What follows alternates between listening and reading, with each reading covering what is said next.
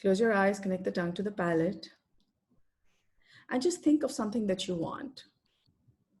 And now what we're going to do is we're going to say, angels of the Lord, bless my home. Angels of my home, bless the Lord. Angels of the Lord, bless my home. Angels of my home, bless the Lord. Angels of God, bless my home. Angels of my home, bless the Lord. This is a very short prayer. This was taught to us by Acharya Nona. And basically, she said that you can invoke any angel. You can ask them for help for anything that you want. So this is kind of how we invoke the angels for help. And you can invoke any angel for any purpose. So what happens here is that this is a way of invoking. Now, in one of the sessions, somebody had also asked me, is like, how can the angels of a lower being, so let's say the angels of my house, who are lower beings in some ways, bless the Lord's angels, who are obviously much higher beings, right? So to me, it's an interesting question because for me, the way I look at it is that everyone can serve everyone. So let's say for right now, let's say an instructor, but I'm doing healing for you. So I'm doing service for you, right? So in some ways I'm serving you. Now, if you're participating in the session, then you're helping me. So there is, you're helping me by generating that kind of energy, which is going to help me to heal everybody who's on the group, for example, right? So there are ways in which we help each other. Yes, there is an angel hierarchy and the hierarchy exists, but that doesn't mean that people who are lower down in the hierarchy can't do anything for people who are higher up in the hierarchy. So that's just something that, is my perspective on this. Okay, so angels have been made from fire, and there are different tasks assigned to the angels. So like we said, the Archangel Raphael, who's also called the angel of healing, and Archangel Michael, who is the angel of protection. Now, this information comes from Wikipedia. You can obviously read some more. And the other angel we're going to talk about is the angel Azrael. He's also called Malak El Maut, which means the angel of death. So the angel of death is basically the one that takes the dead to heaven or hell. So one of the things to keep in mind is that when the physical body dies, then the astral body remains. And the astral body has to then go through a process of cleansing, which is also called the purgatory in Christianity. And this concept also exists to some extent in Islam, where you go through a cleansing before you reach what is called Jannat, right? So this cleansing is assisted by angels. So angels are there with us when the soul leaves the physical body and starts moving towards heaven. There is a pathway, and that pathway is accomplished with the help of angels. So why are we talking about this? The reason we're talking about this is that if we are aware that there are angels who are there, who are waiting to take care of us, then all we need to do is we need to invoke. We just need to say, my guardian angels or the angels of heaven, can you help me, take me where I need to go? Okay. And also one more thing I'd like to mention here is that at any given point of time, 1/3 of mankind is in the astral world, because usually 1/3 of mankind or humankind is sleeping, like when we sleep. So when we sleep, what we do is we leave our physical body behind, and most of our consciousness goes to the astral world. So what happens is that in the astral world, we may meet different kinds of people, including people who have passed away, including people who are waiting to be born. Okay, now there's nothing to be afraid of. It's just that they're all there.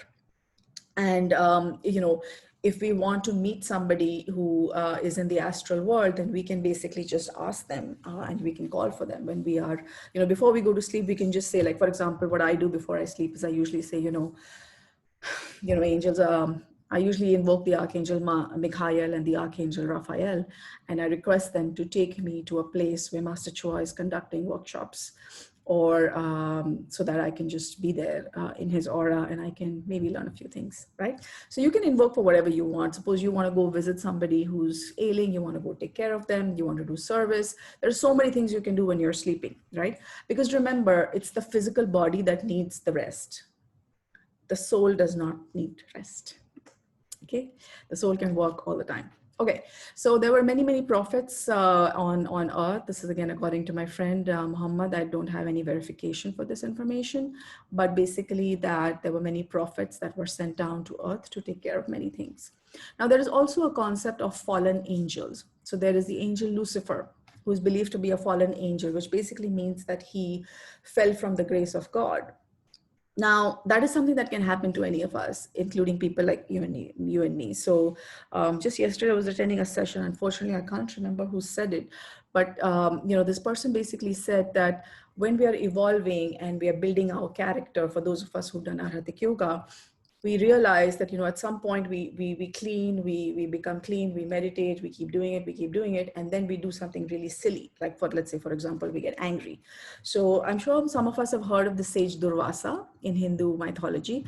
So he's somebody who's known for a very bad temper, right? So what happens is that when one is not able to control one's anger, which, believe you me, happens to me also many, many times, and will probably continue to happen till I grow and become better.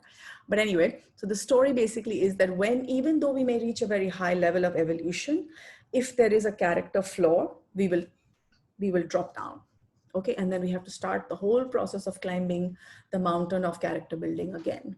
So the beauty of all of this is, again, those of us who have done pranic healing and done basic pranic healing, there is a chapter in the book which talks about character building, and there is a chapter which refers to a practice called inner reflection. So the more inner reflection that we do, the easier it becomes for us to evolve. Now, what is the relevance of all of this? The relevance of all of this is that the more inner reflection we do, the better and the faster we can grow. Okay. Now, we're also going to be having a session on this starting on the 23rd of August. We're going to launch a series called the Bhagavad Gita and Pranic Healing. And the main focus of this is going to be how to practice inner reflection. Okay. Using, of course, the Bhagavad Gita as a background.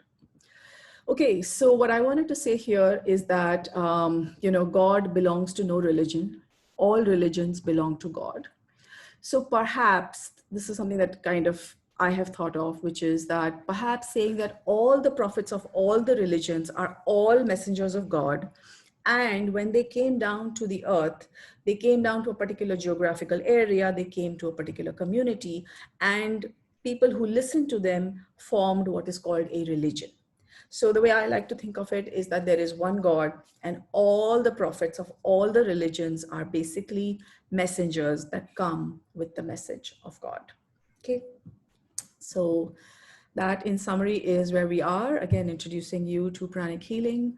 We can do meditation, we can practice pranic healing, and we can do healing for others. So this is what we do in our school. And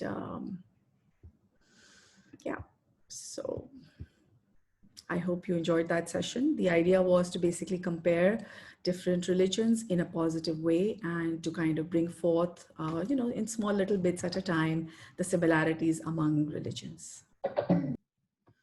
Let's raise our hands in blessing position.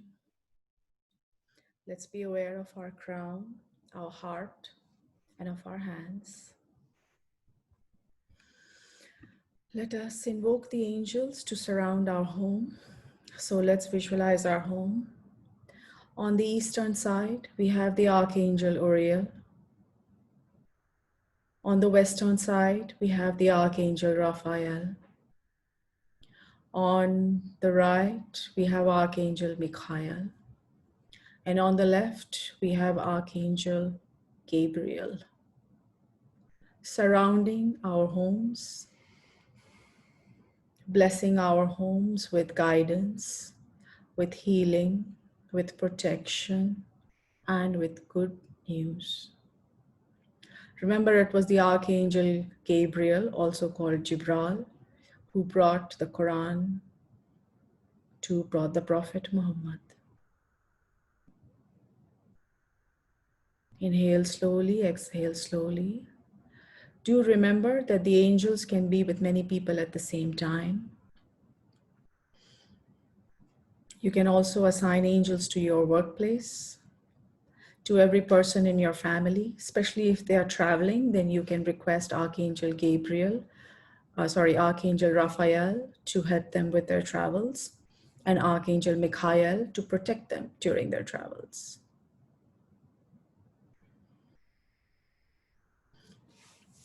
If you like, you may open your eyes. Otherwise, you can keep them closed. We're going to do one more small invocation to the angels. So let us invoke to the angels of health and protection, because I think we are all kind of, dealing with that. So let's pray to the angels of my health.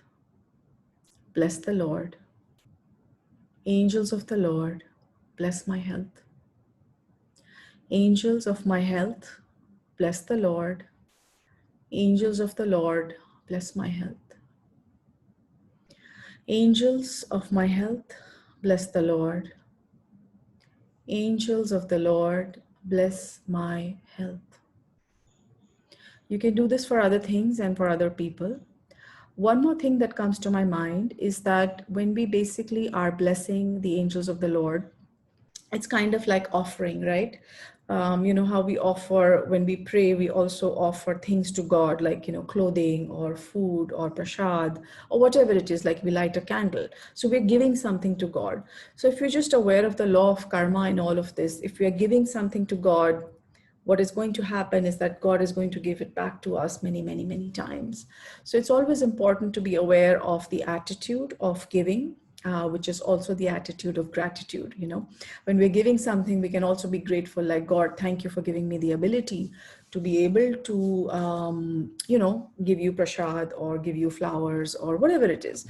Ultimately, it's been all created by God. Everything has been created by God, but the awareness that, yes, I'm also a part of God, so I can also give. That's important. And I think that helps a lot. Okay. So I hope you found this session interesting and fun, and we'll see you soon.